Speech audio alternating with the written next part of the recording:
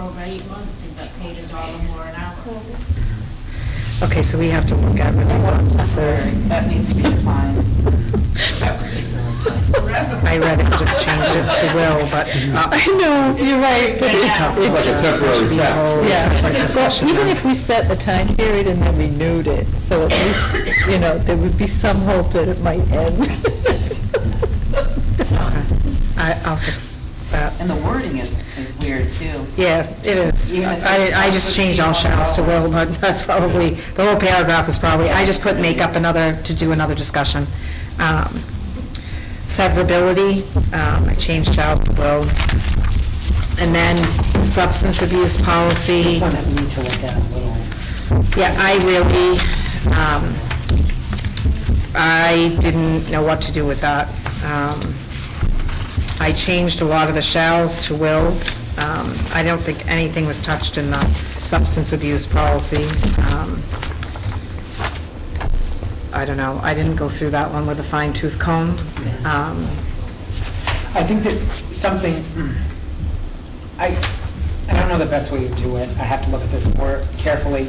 But I think the bottom line is that, particularly with the advent of medicinal marijuana in Massachusetts, I think that it is important to just say that an employee, the way that this reads, it makes it sound almost like, well, if my doctor prescribes me 6 milligrams of Klonopin a day and it leaves me comatose, as long as it's prescribed, I can go off the forklift, with 6, because I have a prescription. I think that it's important to say that even with the prescription, that all employees need to be able to safely and effectively carry out their job requirements, so whether that be marijuana or Klonopin or Xanax or any other medication, that just because it's prescribed does not mean, because what this policy seems to do is say that make a differentiation between illicit drugs are bad.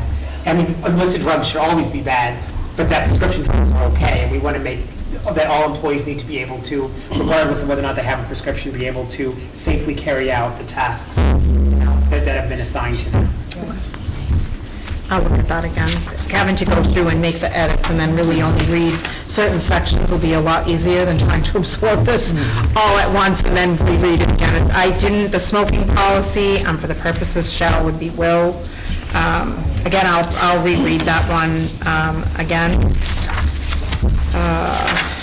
Because that one was pretty lengthy. Employees may not be impaired. Right. Regardless Yeah, of the substance that they're impaired. using. Right. Yep. There was one section, though, that I wasn't sure about if it was accurate. If you go to page 38, I'm sorry, I didn't know what else to do with smoking because, just take it all out. But I just wanted to make one note, sorry, before I ask you, impaired.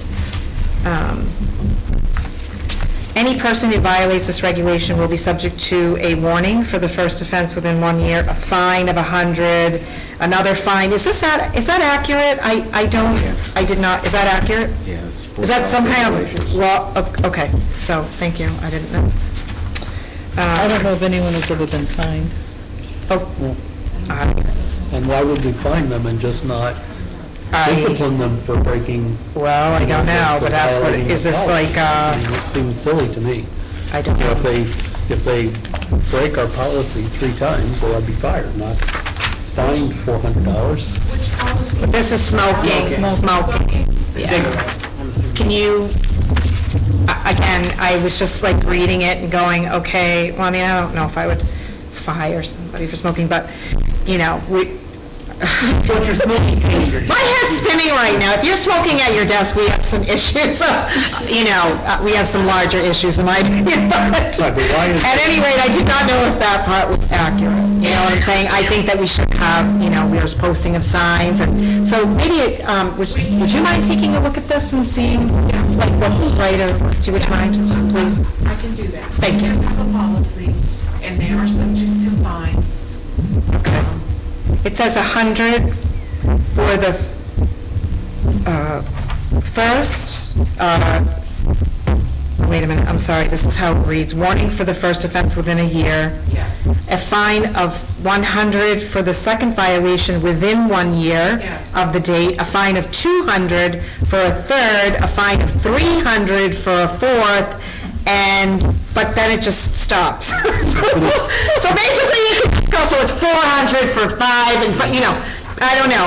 What's accurate and what should, that's all. I don't know why that one stood out at me, but, it's not just smoking, it also now includes the electronic cigarettes. okay, so can we really take a, do you mind, like, taking a look at this and helping me with that? Yeah. Okay, thank you. Tobacco products. All right. Oh, right, I forgot about that. Everything. Okay. Pieces, everything. Okay, great. I still think it's silly to build all of that bureaucracy in. I mean, if our policy is, we have a no smoking policy, it's just like we have a no harassment policy. So are we gonna now say, okay, we'll fine people for smoking, but we're gonna hire you for harassing? Well, maybe we should find earn some money here. I think that's, I'm not even touching that one. And then severability. And then the inclement weather policy, I just changed shall to will. And then the email and internet access, I really, is it accurate? Is it not? Is it, you know, I mean, I think it was, but, No, you know, this is again, it's like a whole related. separate thing on its own, and that's basically, yay, I finished. Woo, that was a lot. Nice work. Now I have to go back and make all those edits. Thank you for doing this, we needed to do. I'll be happy, like, when it's all done, we know that. And again, like, keeping up with it, I know that we don't have a lot of staff, but it would be easier if we just have it, you know, like, oh, let's look at this policy, so the next thing that I was moving on to was committees and all that, to see like who does what and what we have and what we don't, because I said that I would do that. Well, we don't have a budget to print it when you get it done. It's you.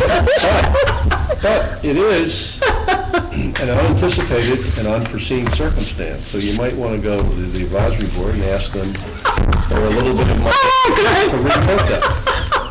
But right now, I'll just finish, like, I'll make all the edits and I can send them to Holly, and if you can look at the smoking thing, and if we just want to take that whole fine thing out, well, that's great. But for now, if you could go through that and look at that, and I'll go into more detail, it'll just be easier for me to say, oh, I don't have to look at this now, I only have to look at that. Okay, great. That's on there. Yeah, I promise I'll do it faster this time. Are we supposed to be doing anything with these? No, they were just to look at. Look at, okay. Yeah, I had never seen this one, to be honest with you. I never even knew we had anything for me to look at. I mostly looked at the Board of Selectmen policies and the town administrator position, not really anything else. So I will look at those and make sure that they're all within here. But Thank you very much, Don. We can move on to selectmen's comments. Do you have anything? Oh, on Saturday, there'll be the playground dedication. Okay.